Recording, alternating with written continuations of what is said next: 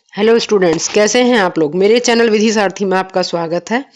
हमारा ये वीडियो स्वीकृति की परिभाषा, स्वीकृति के आवश्यक तत्वों से संबंधित है।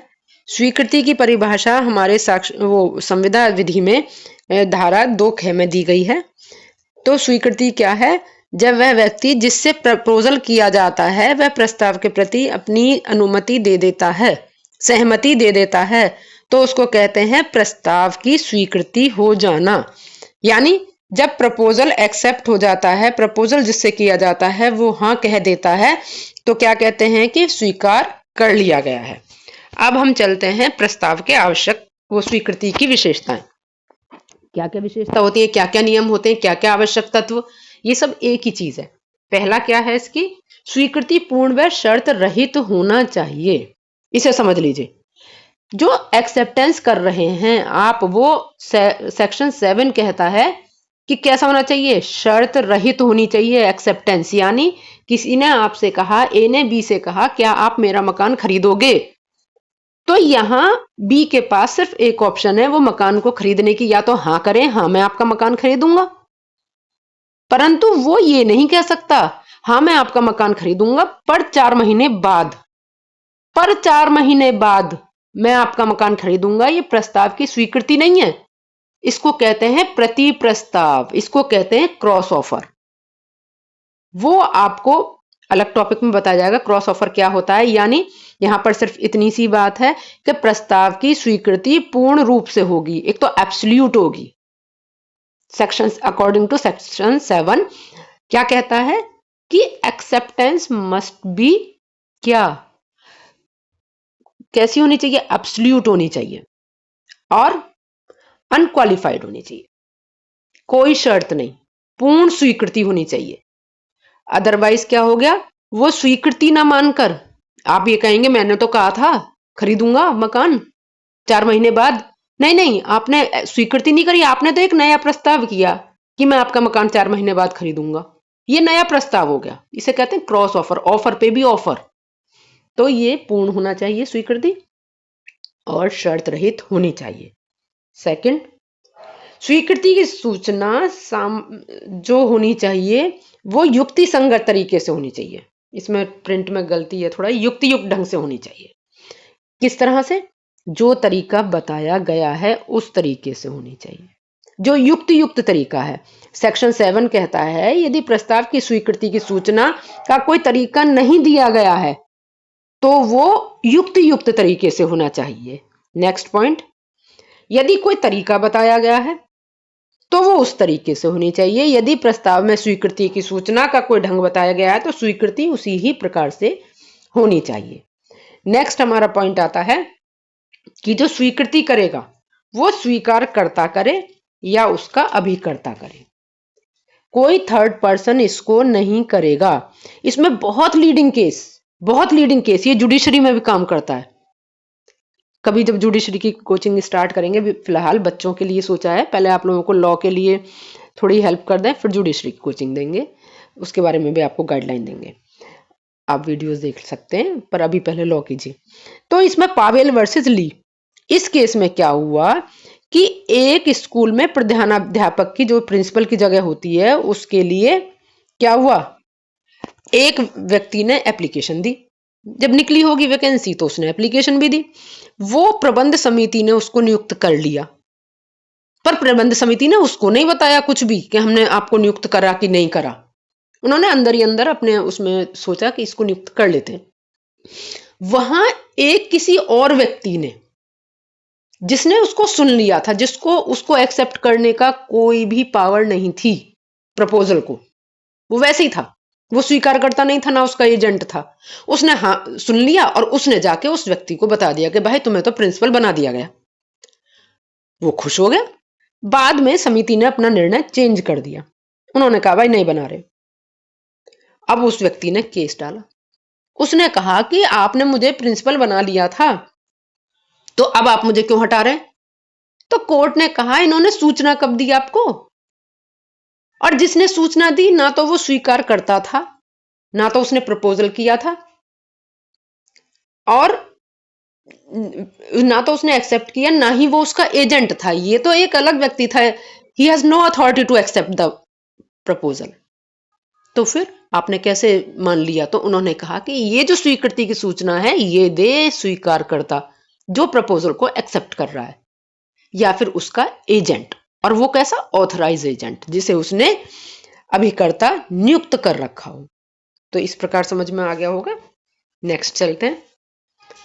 प्रस्ताव की जो स्वीकृति है का अर्थ है कि आपने आधे प्रस्ताव को स्वीकार नहीं किया, आपने पूरे के पूरे प्रस्ताव को स्वीकार किया है। ऐसा नहीं हो सकता कि कुछ शर्तों को पूरा कर लें, उसको कुछ को छोड़ दें ना, ऐसा हो ही नहीं सकता। तो इसमें एक केस लीडिंग है, Parker versus south eastern railway company. इसमें क्या हुआ, वादी ने अपना सामान क्या करा, उसमें रख दिया एक सामान घर में, क्लॉक हाउस में, और उन्होंने टिकट दिया जिस पर लिखा था पीछे देखिए, पीछे शर्तें थी। उसमें लिखा था कि कंपनी किसी भी सामान की हानि के लिए उत्तरदायी नहीं होगी जिसका मूल्य 10 पाउंड से अधिक होगा। वादी ने अपना सामान खो जाने पर क्या किया, कंपनी के विरुद्ध केस कर दिया। अब जब केस दायर हुआ तो उसमें निर्णय क्या हुआ कि यदि वादी यह जानता है कि टिकट के पीछे कुछ लिखा हुआ है तो वो शर्तों से बाध्य है, भले ही वह समझता रहा हो कि उसमें कोई शर्त नहीं है।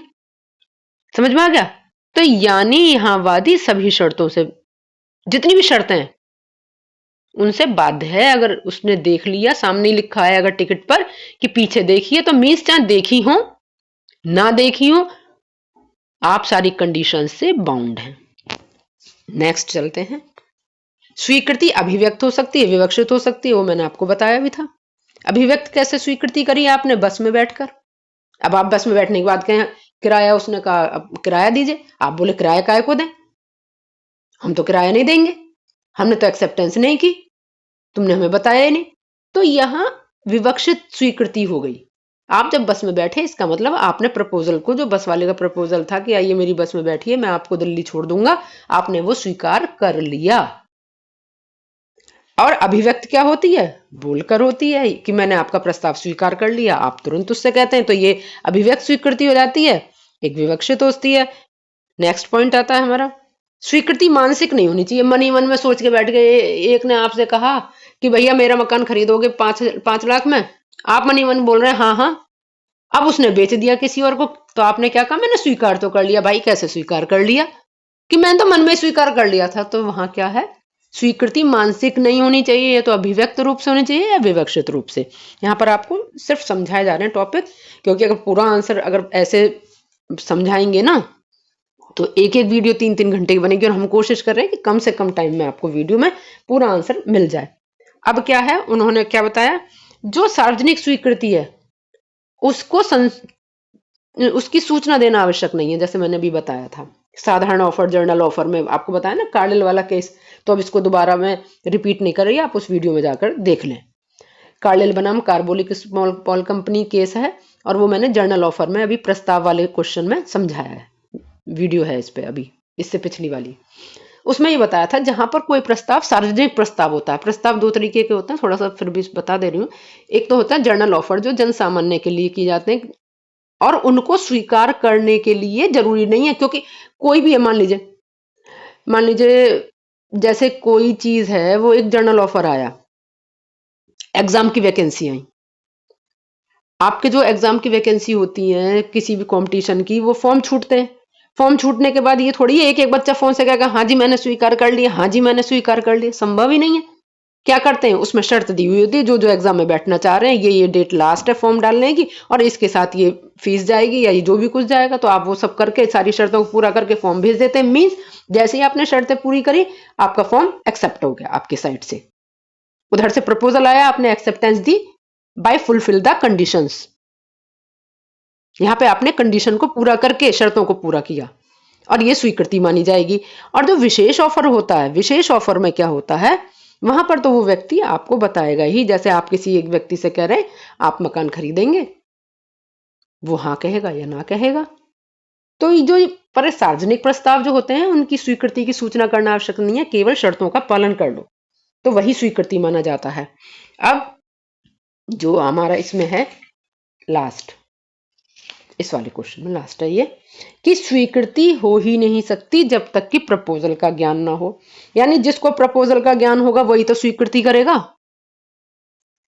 तो इसमें क्या है, इसमें अगर आपको ज्ञान है तो आप स्वीकृति करेंगे, नहीं है तो आप स्वीकृति कैसे करेंगे। इसमें जो अभी मैंने आपको पिछली वीडियो में बताया लालमन बनाम कौरी तत्व वाला केस, इसको आप प्रपोजल वाले में जाकर देख लें। और उसमें यही है कि चलिए फिर भी बता देते हैं।